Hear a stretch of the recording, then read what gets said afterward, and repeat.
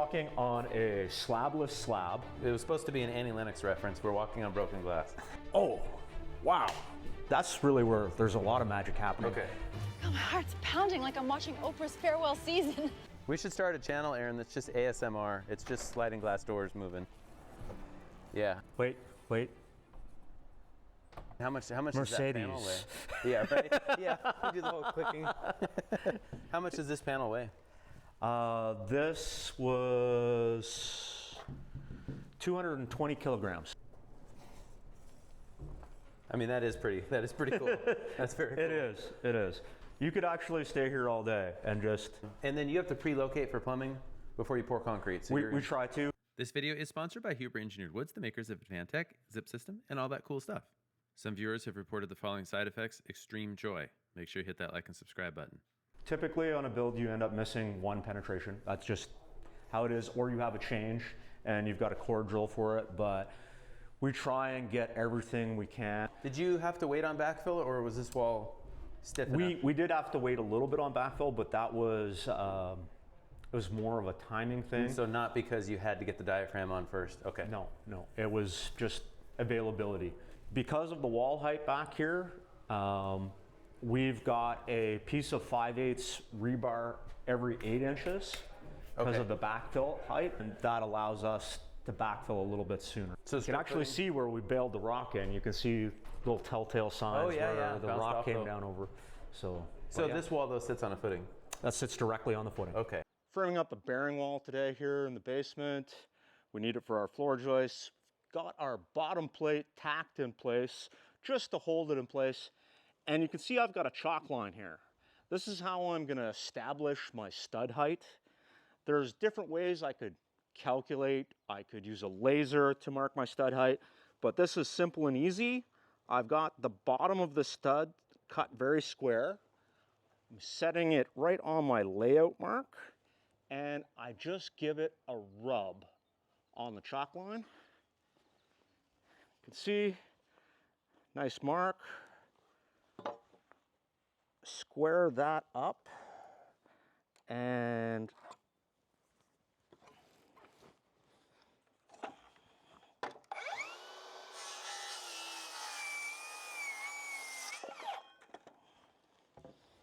before you set that stud down, while you still have it in your hands, mark the crown, rinse and repeat, and we'll be all done. Any tips and tricks on floor trusses? Because I'm seeing this, and that tells me that you've learned something, or you anticipated something. There's a few things we've learned along the way. So you have to have a serious conversation with your trades about what they need to get in before you stand your walls, or you have to leave access at the rim. You have to leave a piece of sheathing off, or whatever the case may be, so that they can get their pipes in. Otherwise, they're working in 2 and 3 foot lengths, which, you know, if you're gonna run a sink drain 20 feet and you've got to put it there 3 feet at a time, that is gonna make a plumber mad. Oh man. We live in a very small community, and our sub-trades are very close knit, so we try and treat them like family. Yeah. It goes a long ways. It does. And like over here, you know, our plumber didn't need a whole lot of pipe in, but he really needed this one piece in, so we made sure that he got this one piece in. And is it, you just throw something that's bigger than he needs, he can cut it off in place? Absolutely. And he was like, no, everything else I'm good, because we try and keep the bulk of our plumbing located in the same area. And then on the floor truss, before we move on from that, the manufacturer will tell you where you need to put the strongbacks. Yes. Yeah. It's right in the plans. And that helps dampen the vibration. That's all it is for, is just to dampen the vibration. Structurally, it does like nothing. It's not going to change your load, but from a comfort perspective, from, you know, just walking around, you're not going to see, you know, the glass jiggling on the kitchen. But by the time that floor is loaded and by the time you get drywall on, so this is going to be as loud as it ever gets. Yeah. So upstairs right now is essentially an echo chamber. Yep. The only reason it's a little better down here is the ICF. That foam, the mass. And even this, I think. Well, absolutely, yeah. Just the mass and the foam down here, it goes a long ways. But we had to bring the shear wall down into here. And it's all bolted down to concrete. That's all bolted down to the concrete, and we don't have them in yet, but I've got an HDU that goes in Oh, okay. here that gonna tie through up above And into the shear wall. that then?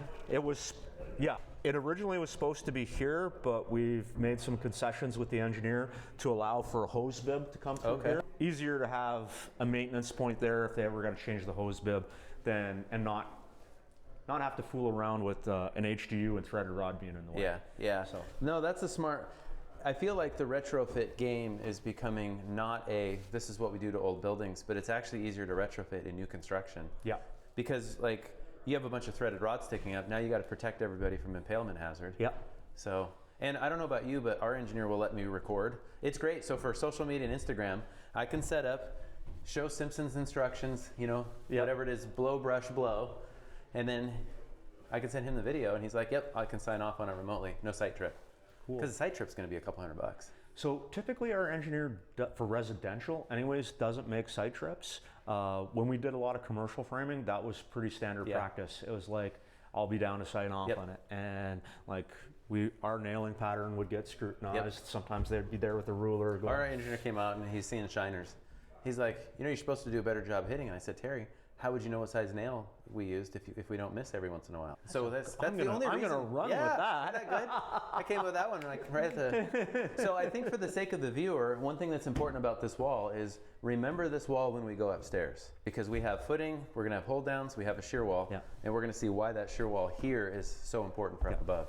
And I used zip down here because I knew this panel was going to be exposed longer. I didn't know how quickly I would get to putting floor trusses on and getting X factor on above. We did all of this down here. It was basically like a light rain all day. I was dry all day. Nice. Yeah. So those are some of the intangibles from some of the products we're making. Yeah. Or they're not intangibles. They're tangible. They're tangible. Some of the, beyond just the cost of the panel, those are the factors. So I know this isn't going to delaminate. And in the past few years, I've had the occasional issue with plywood delaminating. If I put a piece of plywood on, the next day it's delaminating. Yeah, and so from a structural perspective, especially where this is a shear wall, I knew if this was going to be exposed for a month for whatever reason. Is this 1/2 inch or 5/8? This is 1/2 inch. Half inch. This is 1/2 inch. Yeah. We have both on the project. 1/2 inch for this portion of the shear wall, just because it was a little bit cheaper, and it's all that we required. And this color comes in 1/2 and 5/8. Comes in 1/2 and 5/8. We had to do one where the first floor of a 3-story house was the 1/2 inch. Yeah. And then everything else was green. People just freaked out about the transition. It's like, hey, we're talking a 16th to an 1/8. And by the time the weather hits all these panels, they all swell a little differently anyway. Yeah. We learned how to deal with that many years ago. So when we get up to the roof, we've got 5/8 there. Okay. I insist on 5/8, especially if we're doing a steel roof. Concealed fastener, I want that thickness for the fasteners to grab into, just to have a higher withdrawal rate. Yeah. Because we see a bit of wind here. What are we walking on? Okay, so we are walking on a slabless slab. It was supposed to be an Annie Lennox reference. We're walking on broken glass. The floor is lava, Tim. The floor is lava. So, okay, 2 inches of foam underneath the stego. Oh, Suprema, 2 inch, so R10 nominal. Okay. Stego, which is our vapor, but more importantly, it's our radon gas layer. So it's how we're controlling soil gas. Brian's been educating me, so it's vapor and soil gas retarder. Yeah. Got it. I call it a soil gas poly because styrofoam technically could take care of vapor. Like if we tape the seams on that, it'd be done. When you put down stego, in my opinion, that's a guarantee. You're never going to have a radon issue. And that's the reason for the tape? And that's the reason for the tape. Okay. You tape all of your penetrations. You can see the connection to the wall there. I've had a few issues connecting to ICF. What I've learned is it's not actually the tape, it's the ICF being dirty. Okay. Sega makes a great primer, which works very well with ICF, and that, I'll find some for you later. We'll stick your hands together. So stego, another 2 inches of foam, and that gives us a nominal R20. So we're not losing any heat. And what's under this layer of foam that we're standing on?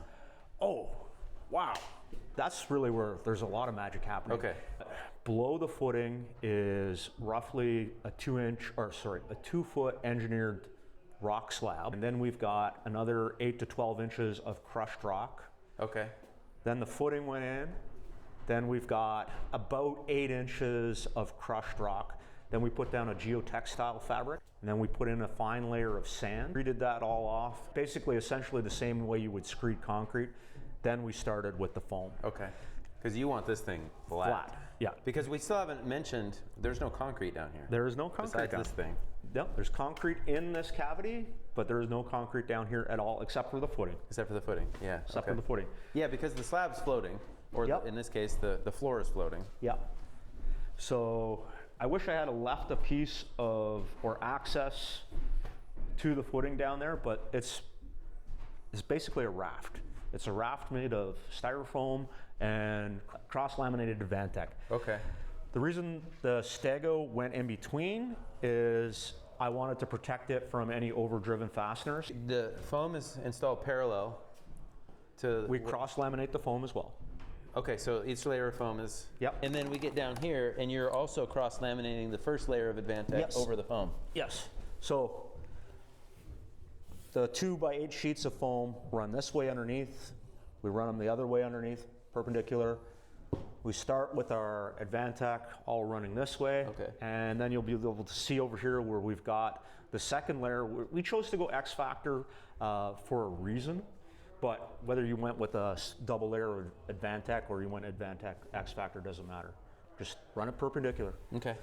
Change 90 degrees. And that helps to really kind of keep everything feeling flat. And offset your seams. Okay. Like stagger your joints the same way. How come your Advantech isn't as yellow as ours? So your Advantech has a lot of southern yellow pine in it. Yeah, we're getting it, I think, out of Oklahoma. And ours has a lot of aspen in it. And that just, difference in plants. I feel and like the wood basket. Yeah. That's what it is. So it's mostly the aspen is just a white. Yep. Or white, or sanding this floor and just putting a finish on it. This color, I'd be happy with that on the main level. Skip the hardwood. I just saved you some money, so. I'll bring it to the client. Yeah, I expect some good whiskey tonight. All right, well, we can make that happen. So the reason we went X Factor over here is because this is a custom, we don't know exactly how long this build is gonna take. And you can literally wash this floor. You can literally wash this floor. So from a client perspective, when they come in, it's still yellow, it's still bright.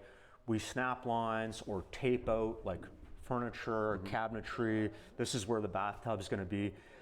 Anybody who has trouble visualizing, what a project's actually going to look like when it's finished, it's a very clear picture for the clients. And the minimal cost increase for going to X Factor pays for itself. Yeah, some people online have said they're only paying $5 a sheet more for the X Factor. We're paying $8. I'll ask Robert, but I think we're somewhere around 8 Canadian. So that's like 50 cents for you. Yeah. I love coming to Canada. That exchange rate is like... Yep.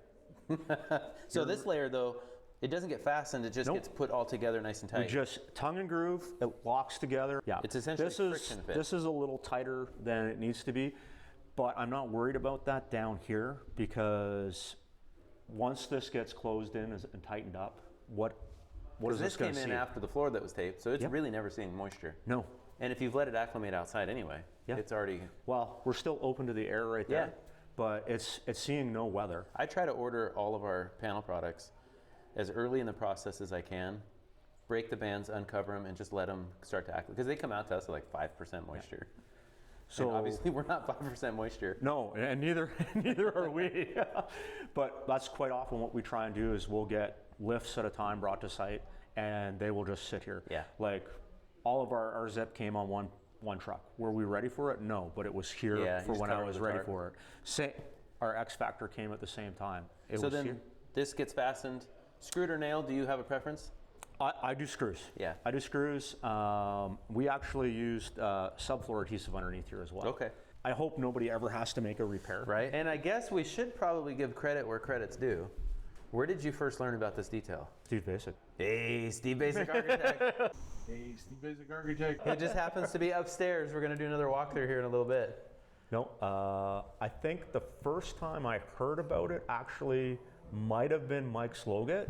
Oh. But the first time that I saw a detail was on a project where it was being used was Steve Basic. Yeah. But I mean, if you're talking about legends that are tall. So I guess my question is, because people who are watching this, probably a pretty small percentage know what we're, like, why are we doing this? Because conventionally we would still have foam, and then we would place concrete. Yep. Why are we going no concrete and double layer Advantech? Okay, so for us, there's a few reasons to do it. One, it actually saves the client money. I don't know how much we're spending on, you know, a 4-inch slab here, whatever the square footage is. It actually has nothing to do with the cost of Advantech versus concrete. What it has to do with is the flooring choice. So the engineered flooring that they have chosen, which we do know for sure is going down here, no special glue, no special requirement. I just start nailing it down. Because everything's really easier when we're dealing with wood versus coming down with concrete. We can keep it in-house. Once upon a time, I probably would have tackled a slab like this myself, but I don't want to screed concrete like that anymore. I really don't. From an environmental perspective, this is a more sustainable floor. If we can eliminate a little bit of concrete from a build, you know, we're helping the environment to a certain extent. Concrete, there's a great Freakonomics episode I need to re-listen to. The carbon cost of concrete's massive. It's huge. It's huge. Now, I am function first. Like, if we did this entire building out of concrete, right to the roof, but it lasts for 500 years, I think it more than balances out. But if we can make smart choices, and I truly believe this is a smart choice, like this, to reduce a little bit of concrete here and there, I think it's a win. Clip, clip, clip, clip, clip, clip, clip, clip. We almost have our concreteless slab complete.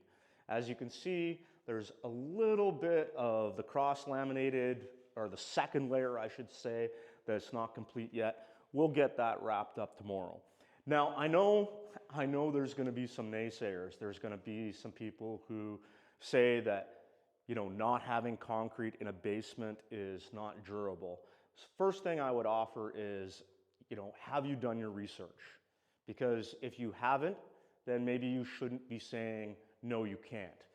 There's a huge difference between conventional wisdom and fact. And to quote somebody that I've met, an opinion I value greatly a few times, Coda once said, a statement without data is just an opinion. And I believe that to be true. So if you want to back up a statement, you've got to have some type of fact to back it up. Now, all I've done is gather information from people I know and respect in regards to the system. I've done similar systems on top of concrete in the past. We're just eliminating the concrete. But for the naysayers, I'm going to be gathering some facts. I'm going to be gathering data. We're going to be leaving a hatch in both layers. So we'll knock out a square on the next layer that comes across here, about 4 inches wider. We'll screw it down. We'll tape it off so it stays sealed. And we're going to be installing one of these A2 OmniSense sensors. And we're going to be able to measure humidity, moisture content, the temperature. We're going to be able to keep track of the environment, what is happening underneath.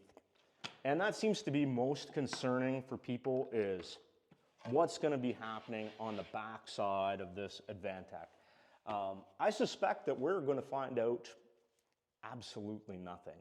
I think once the house comes into operation, we've commissioned the house, it's being lived in.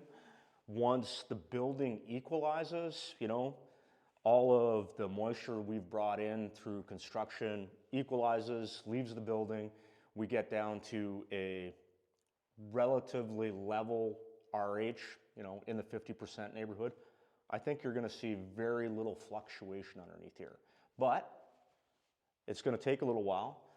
The batteries last roughly 18 months in these, but because we've installed a hatch, and this is essentially under the stairs, we should be able to access this, change the battery, and we should be able to monitor this for a few years.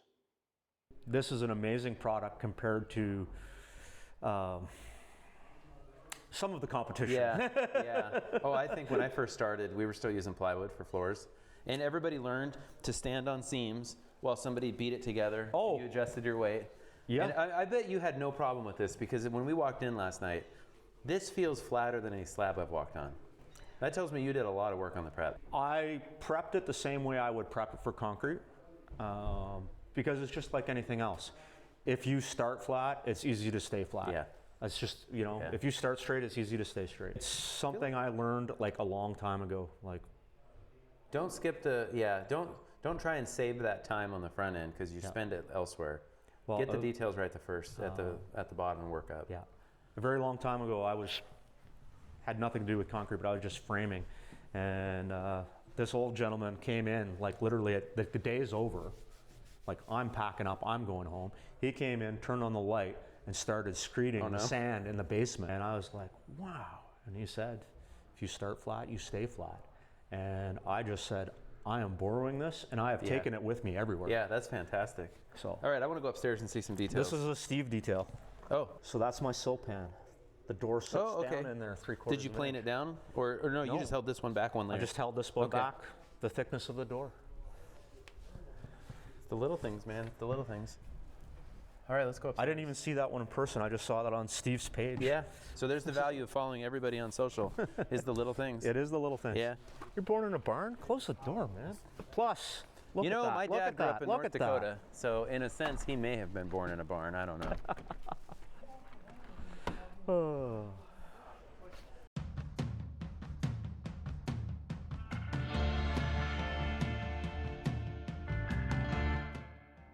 And thus begins the greatest road trip that we have taken in 2024. Steve Basic, Chris Cook, myself, Mark Willie, Ben Bogey, Nick from the tech team, and my wife got to go on a road trip up through Maine into Grand Manan Island, New Brunswick, and along the way, we did make it through customs.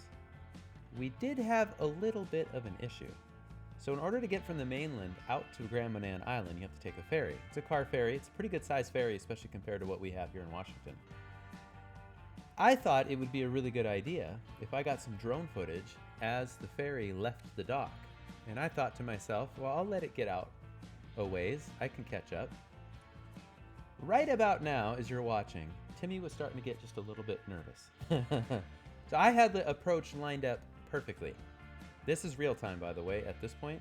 Look at that, I got plenty of room to land. I'm speeding it up. After multiple attempts, I finally turned off the sensors, and Nick, he caught it right in the numbers. Oh my goodness, so that was the start to our trip to Grand Manan Island.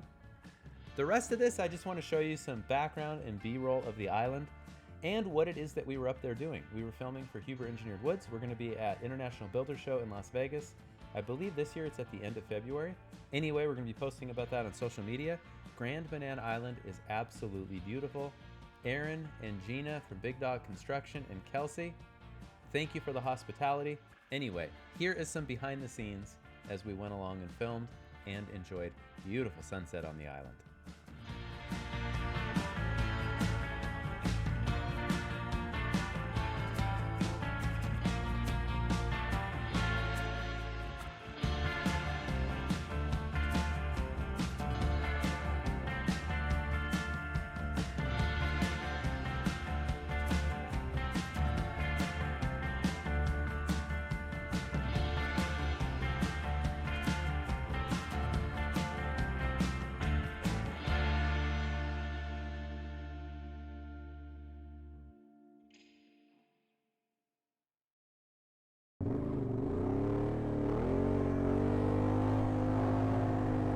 No, it's super easy to get into Canada. Like, our border crossing guards just got guns like last year or something like that. It'll be fine. Hey, tell Aaron we're on our way as soon as we get some gas. Yeah, we got the sweet convertible rental. He was a little needy if you... Is that him? That's him right now. I'm just Should probably call Tim again.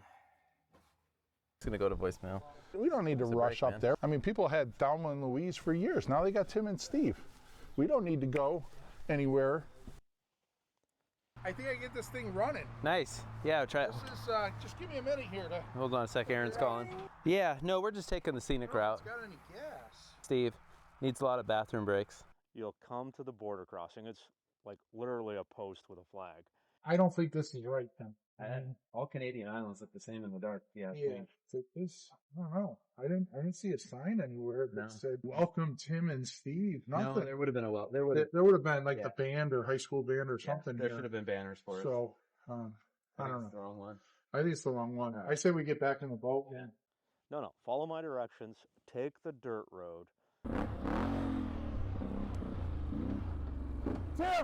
hurry up, man, get on before they figure out we got this thing.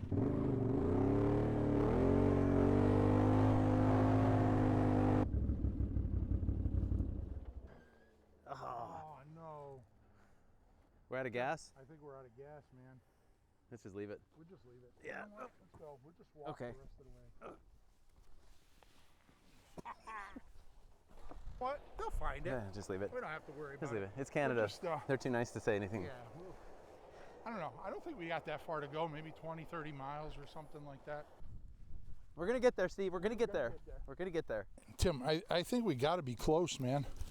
This is, Better be. I'm kind of losing steam. I mean, this is looking like some of the pictures that Aaron sent. So, I don't know. There's a road. There's a road. It definitely looks like a We're close. construction road. Steve, to your right. There's the house, man. Yes. Yes, we made it. We made it. 2,600 miles we went. I love you. I love you too, buddy. Hey, there's Aaron. Hey, we made it. We made it. Guys, finally made it. We made it, man. Do this. We just. Three-way hug. Never been so happy I'm to see a gonna- Canadian in my entire life. I am gobsmacked. Your gob has been smacked. I think I lost like 60 pounds. We haven't eaten in minutes. I have to make a phone call. There's a four-wheeler in the road somewhere. down. Where did you get the It's I think it was a neighbor, Yeah. a friend way down the Super road nice that let us Canadian borrow. guy, Yeah. But there was somebody in uniform here earlier looking for somebody. That wasn't us. It wasn't us. That wasn't us. Definitely not us. That wasn't us. So. Let's go get you a steak and we'll get you some lobster. All right. Well, let's go. All right. Steak and lobster.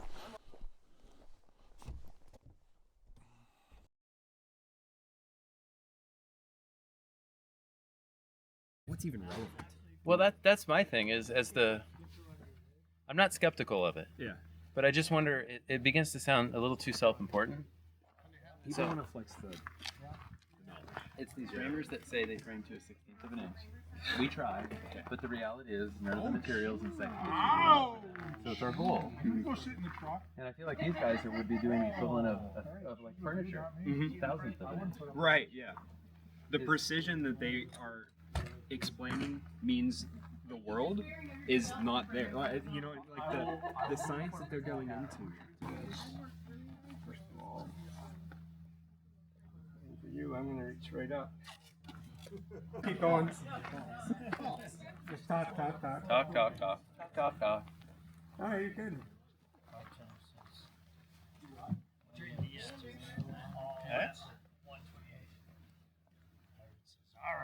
It's driving me nuts.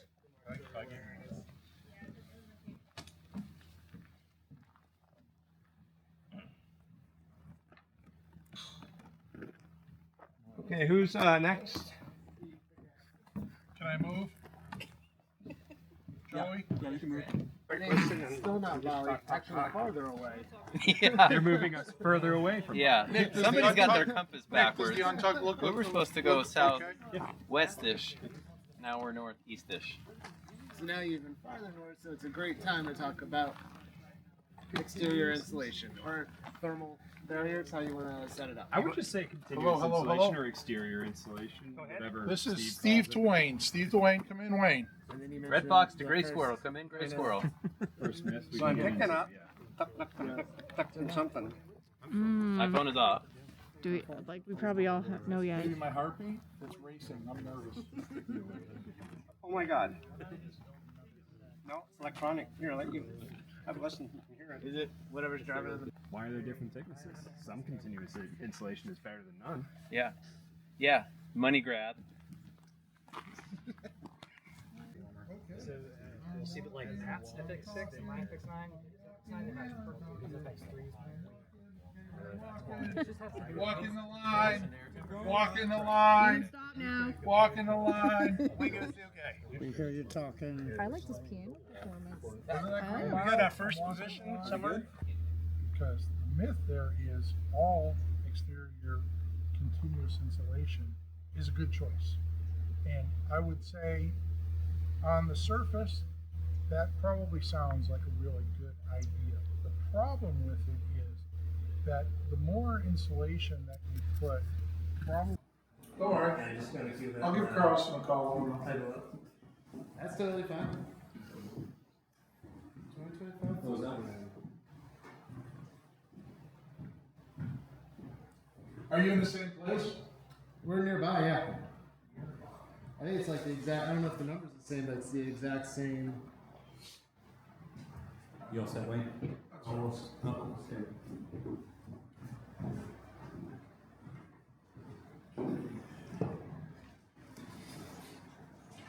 C This audio check there. C 332 up.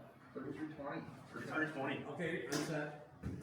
Can you hear me, Wayne? Yes. Can you hear me now? Yes. How about now? Are we good, Wayne? Roll 7. Yeah, rolling. A, B.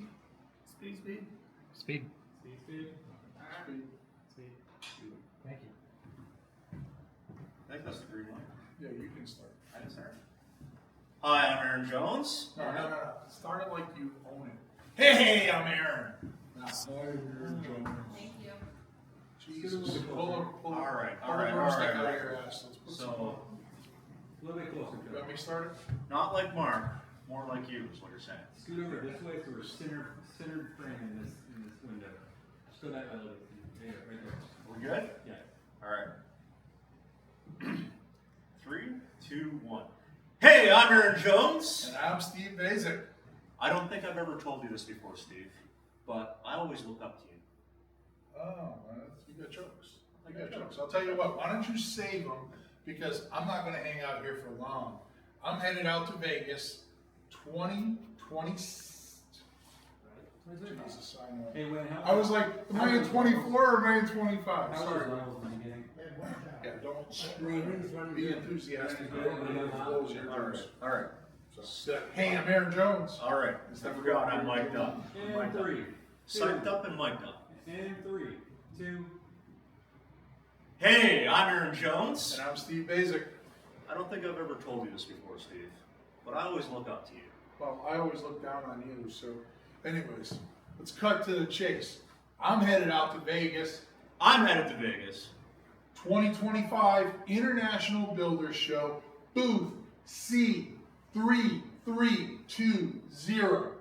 Be there. Don't make me come look for you. In case you didn't know, that's the Huber Woods booth. Good?